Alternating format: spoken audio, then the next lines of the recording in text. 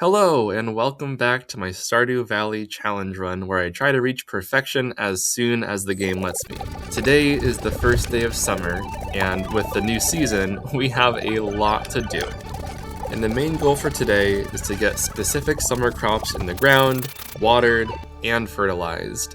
I made just enough quality sprinklers to fully cover the two nearby tillable patches of dirt, and unfortunately we're gonna have to chop this coffee plant because it just doesn't fit with the sprinkler pattern. All of these basic sprinklers are left over from my crops from spring, so fortunately I can use them for starfruit in the summer, but this meteor is in the way. I'd really like to put a scarecrow right there, though I do have a solution coming up real quick that will get rid of the meteor. We're just saying hi to Sandy right now because, well, in the last episode, I underestimated the number of starfruit I'd actually be able to cultivate, so 5 more seeds is great, and we can move on. Robin isn't currently working for us, so we can get her started on a stable, which comes with a free horse. And moving on to Clint's, he can give us a gold pick that we prepared 2 days ago, and that will get the meteor out of the way. In town, Gus is asking for a red mushroom. I really hope he doesn't cook with it. And we're going to be working on our friendship with Caroline, so we can get the tea sapling recipe from her a little bit later. Finally, we'll chat with Pierre and get the very specific seeds that we need to plant based on that map that I had earlier. Alright, awesome. The first few summer plants in the ground. I'm using deluxe speed grow on the corn and then the melons to make sure I get them as soon as possible because I want to complete the bundles in the community center, well, as soon as possible. Oh, also, if you want to know why I planted that many corn and that many melons, go watch my math video. Okay, anyways, with the meteor gone, we can now start planting our starfruit. Also, I want to make sure that I hit every single one with deluxe speed grow, so I'm using a little strategy here to get exactly the perfect amount in a stack so that when I fertilize all the spots, the stack will run out. Now working on the second batch of starfruit, but Quill, can you get out of the... Well, okay, we can go back home and teleport the cat home, and the cow is also out and about, so let's go in the barn to teleport the cow back. Okay. And hey, good news, my fertilizer strategy is telling me I didn't fertilize one spot, and bad news, where is it? Oh, there it is. Okay, that wasn't that bad.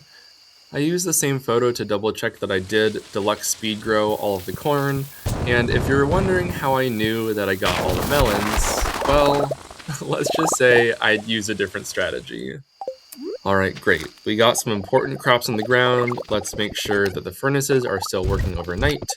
And we have a storm coming tomorrow, so we gotta make sure that we have some lightning rods prepared for that. And I think that's it. Let's head off to bed.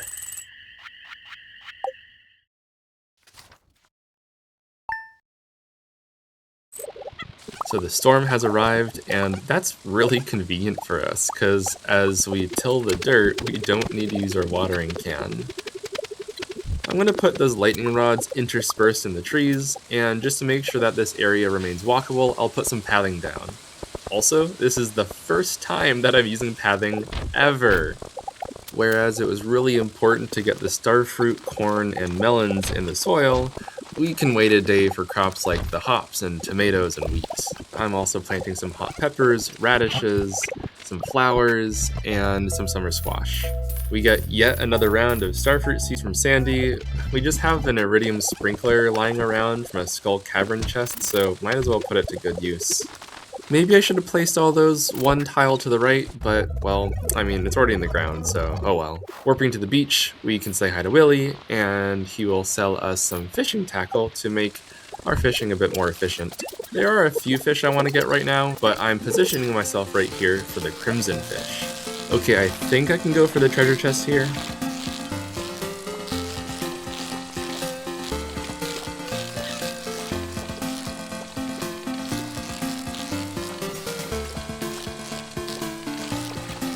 Okay, let me lock in.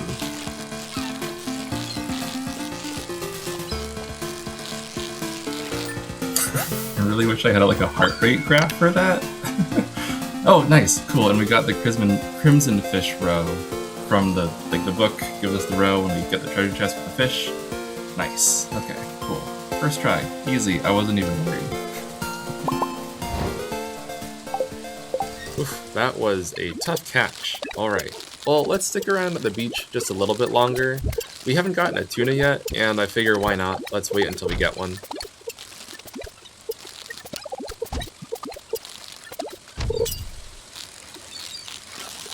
Alright, nice, we got one. We were cutting it a little bit close with the viable hours for fishing tuna, but hey, no big deal. While we're nearby, we can drop off a few things in the community center, but this doesn't finish any bundles. Now that we're home, we have a little bit of extra time, so might as well plant some tree seeds. This will be useful when they grow, because of course we can chop them down for wood, and chopping them down also gives us some foraging experience. Ah, cool, and the train station's open right now, which is honestly kind of boring.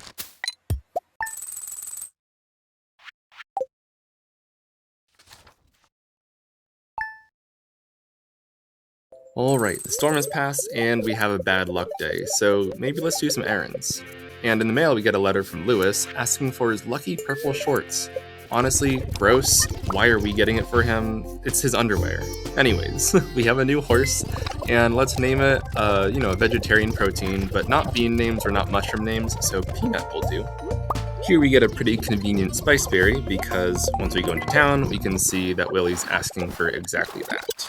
So after delivering the goods, let's spend a little bit of time at the beach catching some fish that we didn't get yesterday.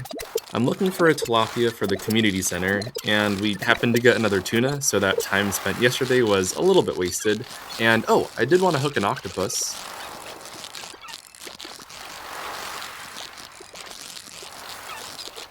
Wow, yeah, octopuses? Octopi?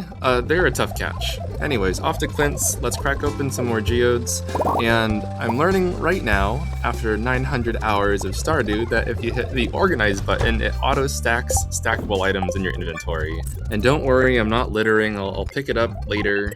Anyways, I'm using a predictor to get some good items, like this double treasure chest.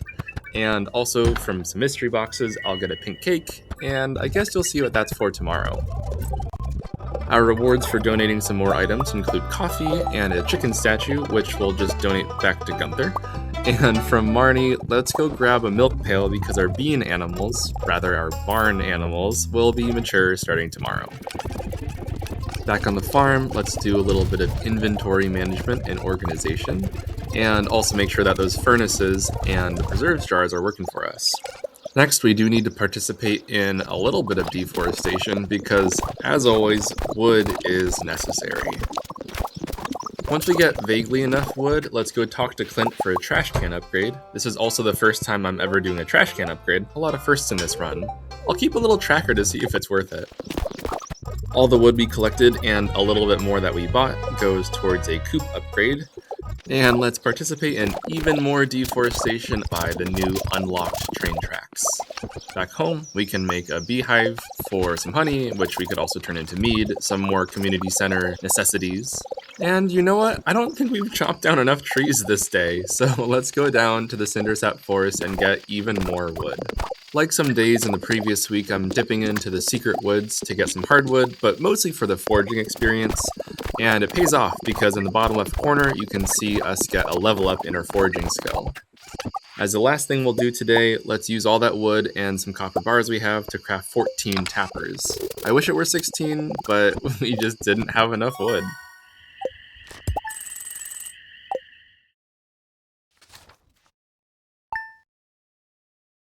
Summer 4. It's a better luck day, so we'll head off to the Skull Cavern today, and I would go there instantly, but it is someone's birthday today.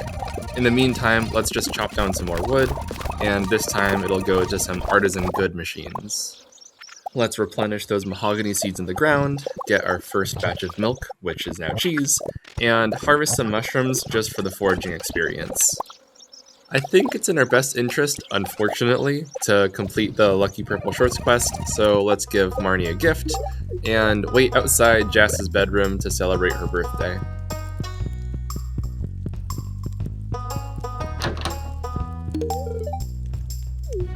Okay, bye!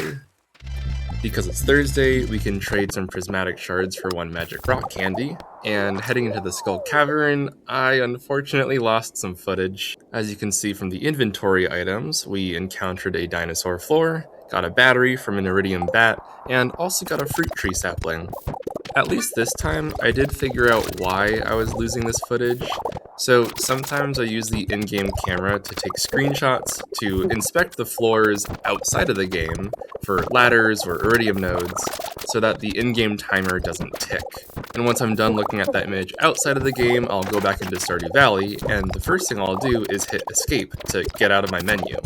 However, if I'm not properly in Stardew Valley, hitting escape will... Actually, hold on. There are so many bats on this floor, like, look at all of them. Okay, we got some batteries, some solar essence, some iridium ore, and a mega bomb.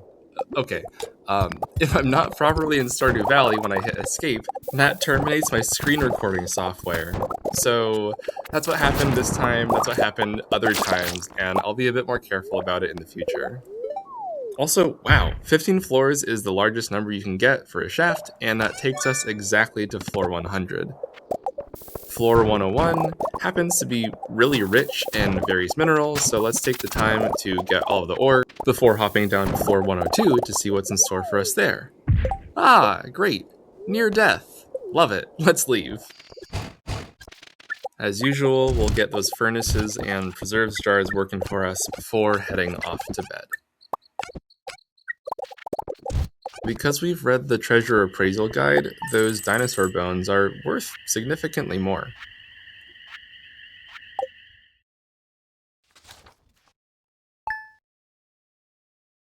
Summer 5 turns out to be a bad luck day, so I think we'll do other chores and errands. We do the usual furnace swap, and I don't really have other good things to put in the preserves jars, so coconuts go in. And this morning is essentially just going to be a long chopping montage, and you can count with me to see how many trees I get. Every time we chop a tree and break its stump, we get 16 points of foraging experience, and we also get 1 each for the twigs, but I just don't care to count those. After the stumps in the secret woods, we stop by the traveling cart for an eggplant. 1 will also appear in the traveling cart in a week, but hey, why not? I'll guarantee it now, and it's useful for the fall crops bundle. Speaking of bundles, as today is more of an errands type day, let's head on over to the community center. And I would like to plant some more things in the ground right now, but I would also really like to upgrade my hoe. And time's a little bit short because Clint closes at 4, so we'll just skip the planting and head to Clint's. Perhaps you noticed at the start of the day we got a message that our copper trash can is ready. Again, this is the first time I'm ever upgrading the trash can, and I'm curious to see if it's worth it, so I'll make sure that I get that tracker going when we actually start using it. Robin's helping us get our final barn upgrade, and this means we no longer need to upgrade coops or barns, and we can use her services for other buildings. In the community center, we get to drop off a whole bunch of items. We only complete 1 bundle though, and it's the summer foraging bundle, which I think I'll plant. Normally I don't plant these seeds, but I want the foraging experience. There really isn't much else to do today, so we'll chop down more trees, tidy up the farm a little bit, collect hay along the way, and finally make sure to plant those trees back in the ground, because hey, we shouldn't just deforest. We should hoard the resources for ourselves afterwards even more and plant the trees only on our farm, right? That sounds like a good idea.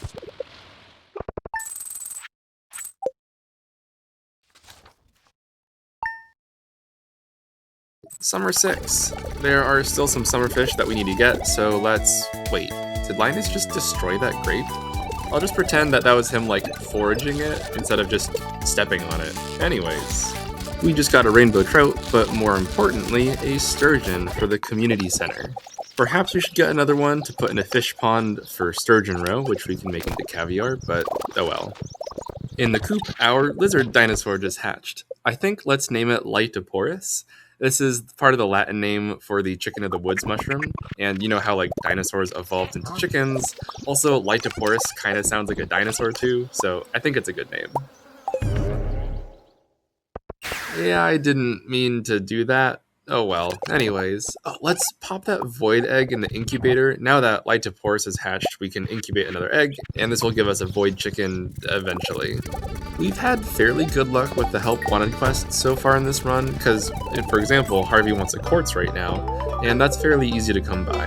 Occasionally, you'll get quests that are just impossible, like they'll ask you for a melon before melons can grow, so I'm quite happy to see that it's just a quartz this time. In addition to the sturgeon earlier, I also want to get this pufferfish. They have a pretty distinctive rising pattern, so it's fairly easy to know when you hook one. And of course, this is going to go in the community center. So now that we have it, let's head on out. If Haley would let us leave. Oh, okay, there we go. And we're close enough to the secret woods where we might as well dip in to get the hardwood and the foraging experience and a morel shirt. We've been focusing so much on foraging experience, I think it's fitting to swap out the shirts again. Finally, while we're here, let's get a wood skip for, you guessed it, the community center. In addition to the 3 fish that I highlighted, we're also bringing a tilapia to the community center, and Demetrius is going to give us his coffee. He's too worked up knowing that we just hatched a dinosaur, so I guess we could drink his coffee, and we quite nearly finish all of the fish tank bundles, but we're missing a walleye, so that's the last fish we're going to need. We still have a whole evening ahead of us, and not much else to do that's too important, so let's head on into the mines and farm some more dust sprites. Like I mentioned in a previous video, the goal here is to get the burglar's ring, so once we slay 500 of these, we will get a ring that basically doubles the loot that we get from monsters. We get an amusing drop from this dust sprite, a tomato shirt. It answers the big question. Tomatoes are... well, I guess we'll never know. It's both. Okay, it's both. They're both vegetables and fruit. You can be both. It's not exclusive. Vegetable is a culinary term, whereas fruit is a botanical one. You can be both. Oh, also, I didn't have to kill this ghost, but I did anyways, and it gave me a dwarf scroll too. Yay! However, if I tell you to go to the store and pick up some fruit and you give me tomatoes, I'm gonna smack you, okay? I side with Robin on this one, not Demetrius.